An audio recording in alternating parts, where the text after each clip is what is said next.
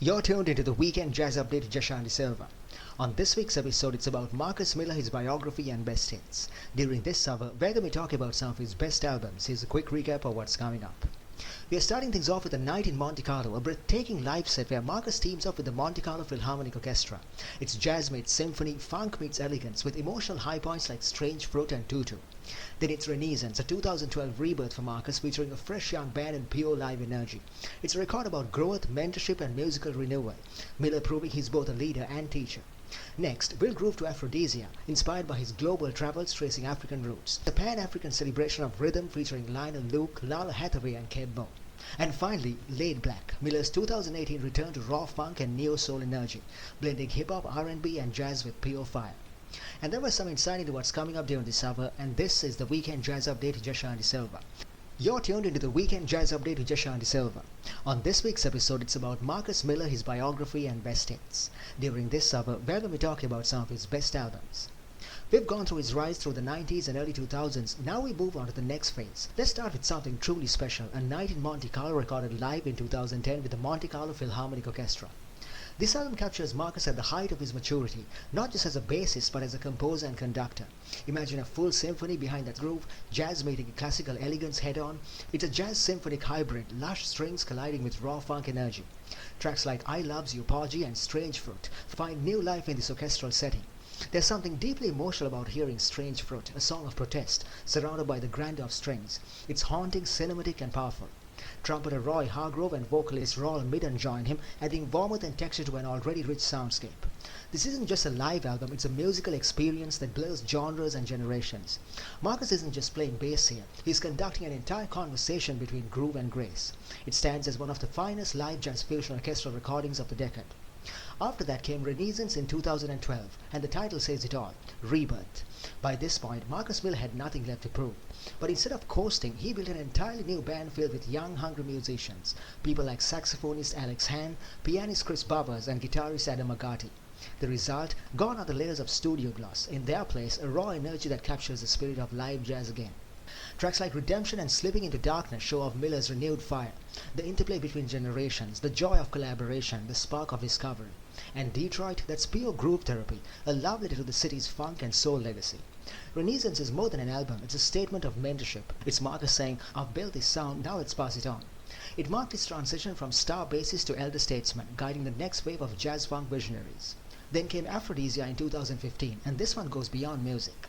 Inspired by his work as a UNESCO Artist for Peace, Marcus Miller traveled across Africa, South America and the Caribbean, tracing the path of the African diaspora, from West African roots to the Americas and into modern jazz. Aphrodisia is the sound of that journey, a breathtaking blend of West African percussion, Afro-Cuban rhythm, funky bass lines and jazz improvisation. You can hear the dust of Dhaka, the pulse of Rio and the soul of New Orleans all woven into one continuous groove.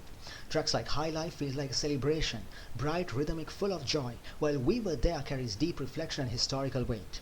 And his reimagining of Papa Was a Rolling Stone ties together funk heritage with global rhythm. This album is Marcus Miller the storyteller. It's easily his most culturally expansive and spiritually grounded work. And then in 2018, Marcus Miller brought it all back home with Laid Black. Here, Miller dives back into the street, the sound of modern R&B, neo-soul, even a touch of trap, and filters it all through his signature funk lens. Que Sera Sera brings warmth and playfulness, while 70s feels like a reunion with his 70s funk roots, slick, confident, and amazingly rhythmic. Guests like Trombone Shorty, Jonathan Butler, and Take 6 keep the energy high and the textures modern. Marcus proves once again that he can connect across generations, bridging jazz into dialogue with hip-hop, soul and R&B. Laid Black is proof that groove never gets old, it just evolves with the times. These four albums, A Night in Monte Carlo, Renaissance, Aphrodisia and Laid Black, show every side of Marcus Miller. And there was some insight into some of Marcus Miller's best albums, and you're tuned into the Weekend Jazz Update with Jashanti Silva. We'll be right back after some music. Here's Marcus Miller with Power. And welcome back to the Weekend Jazz Update with Jashanti Silva. On this week's show, it's about Marcus Miller, his biography and best hits. Now it's time for some trending music news. A legendary piece of jazz history is making its way home. The iconic Prescott double bass, once played by New Jersey native Scott LaFaro, has been loaned to the New Jersey's Performing Arts Center, just in time for the 2025 T.D. James Moody Jazz Festival and next year's Milt Hinton Institute for Studio Bass. This is the same bass LaFaro used during his groundbreaking sessions with Bill Evans Trio in the early 60s, recordings that forever changed the role of the bass in jazz. Now, legends like Ben Williams, Max Girl and Christian McBride will perform on this historic instrument, giving audiences a rare chance to hear the same tones that redefine jazz interplay. Restored by master luthier Barry Carlstein, LaFaro's bass isn't just a museum piece, it's a living legacy, inspiring new generations of players at NJPAC and beyond. It's a powerful reminder that music history isn't locked in time. And there was some trending music news on the Weekend Jazz Update with Jashan Silva. We're going for a short break, we'll be right back after that. When we come back, we're going to be talking about some of Marcus Miller's best albums of all time. Stay tuned. You're tuned into the Weekend Jazz Update with Jashan Silva. On this week's episode, it's about Marcus Miller, his biography and best hits. During this hour, we're going to be talking about more of his best albums. Here's a quick recap of what's coming up. We're starting with Live and More, Marcus's groundbreaking 1998 live album recorded at the Montreux Jazz Festival. It's pure adrenaline. This one captures Marcus in his element, live, loose and unstoppable. Then comes Marcus from 2008, a deeply personal and soulful project blending jazz, R&B and gospel. Next, we'll rewind to Tutu era, Miller's groundbreaking partnership with Miles Davis. From Tutu to a Mantler, he helped reshape jazz in the 80s, fusing technology and soul like no one before. And wrapping it up, Dreyfus Night in Paris, a live celebration with European jazz greats like Michael Petrucciani. And you're tuned into the Weekend Jazz Update with Jashan Silva. On this week's episode, it's about Marcus Miller, his biography and best hits. During this hour, we're going to be talking about some of his best albums. The first one's called Live and More, released in 1998. Picture this, the late 90s Montreux Jazz Festival. The stage comes alive with energy. Marcus Miller drops Live and More. This record captures the essence of his live brilliance. The bass growls, the crowd roars, and interplay between musicians feels electric. Tracks like Panther and Power prove how Miller can command a stage the way others command a studio. There's a wild Tutu medley that transforms Miles Davis's cool elegance into a full-on funk display. With Poogie Bell on drums and Dean Brown on guitar, it's a masterclass in live fusion. What stands out most is how Miller's tone, that thick, snappy, liquid slap bass, becomes a conversation with the audience. Every cheer, every response becomes part of the groove. This wasn't just a live record, it was a benchmark, the moment live jazz funk reached arena-level energy. Live and More set the stage for what jazz concerts could feel like, intimate but larger than life. Fast forward decade to 2008 and Marcus Miller returns with a deeper, more spiritual offering, simply titled Marcus. It's a companion piece to Silver Rain, but this time he's peeling back layers. Here, the grooves are still tight, but there's a reflective edge, a kind of meditative undercurrent. Free, featuring Lala Hathaway, captures that intersection of faith, emotion and freedom. Corinne Bailey Ray adds warmth and texture, blending gospel harmonies with jazz phrasing. The production is urban and modern, yet the soul feels timeless. Now let's rewind to where the legend truly started, Marcus Miller's work with Miles Davis in an album compilation called the Tutu Era with Miles Davis. From Tutu to Siesta, this was the moment Miller didn't just play on records, he shaped them. At just 27, he became the architect of Miles' second electric revolution. Synth bass, drum machines, cinematic harmonies, all sculpted around that unmistakable horn. Tutu itself is a masterpiece of atmosphere and restraint, electronic but deeply human.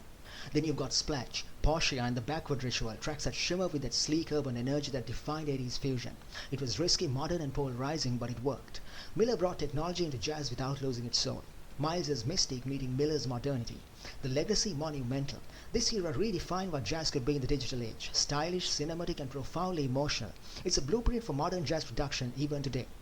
And finally, we arrive in Paris. The year 2002, the place, the legendary Olympia Theatre.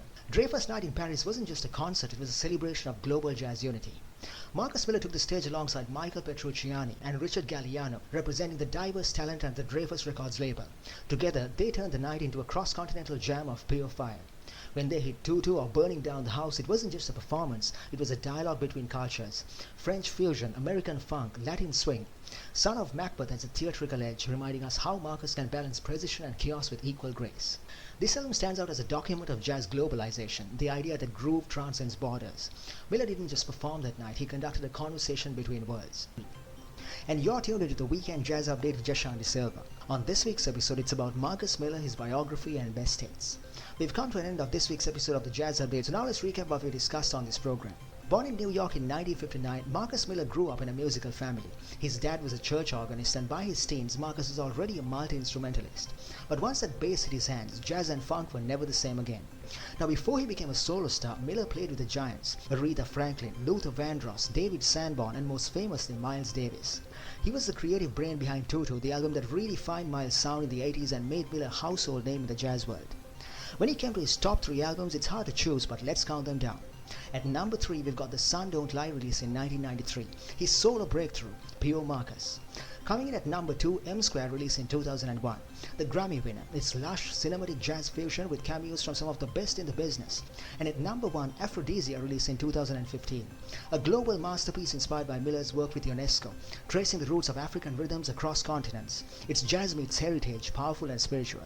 And that was a quick recap of everything that we discussed on this week's episode of the Weekend Jazz Update with Jashan De Silva. You can check out the archives of today's show on my YouTube channel, The Weekend Jazz Update with Jashan. I'll see you again next week. Have a great week ahead.